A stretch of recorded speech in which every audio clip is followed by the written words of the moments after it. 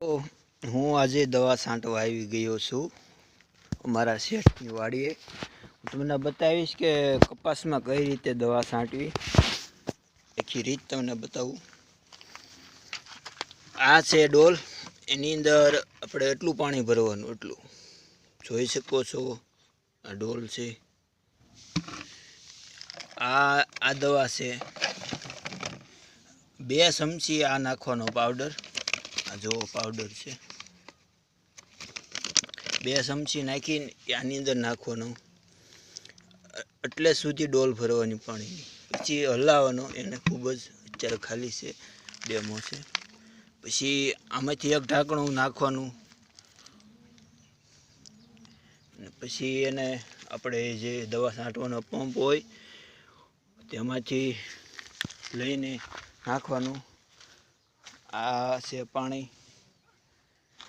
એક પંપમાં 2 ચમચી અને એક વાટકી નાખવાની, અને એ દવા થઈ જાય છે તૈયાર. દવા છાંટવાની છે, એટલી છટાઈ ગઈ છે, એટલી બાકી છે.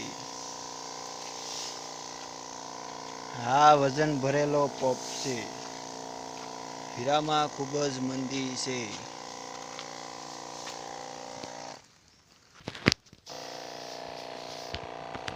હું દવા છાંટું છું.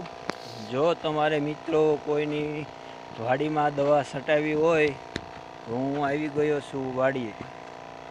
200 રૂપિયા દાડી છે, પણ એ તો મોંઘું પડે છે, એટલે 250 રૂપિયા હવે રોજ પડશે. એક પંપ છટાવો હોય તો 20 રૂપિયા.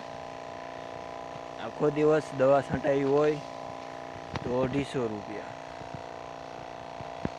દવા છાંટવા આવી ગયો છું, તમે જોઈ શકો છો મિત્રો.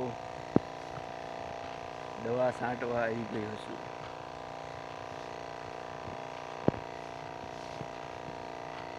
અમારા શેઠને 100 વીઘા જમીન છે.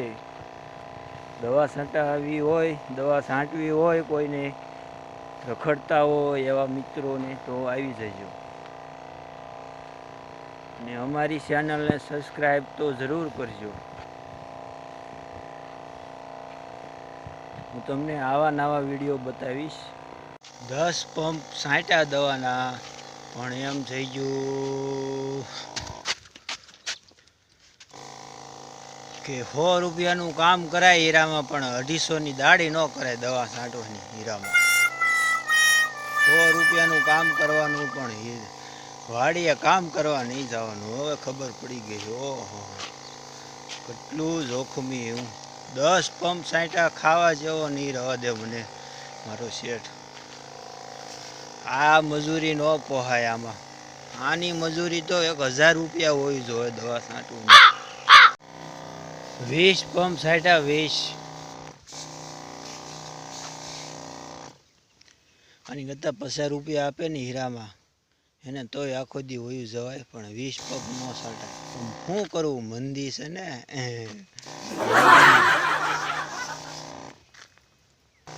મંદી છે એટલે તેજી આવે એટલે જો ભાઈડો કોઈની હાવું ન જવાય.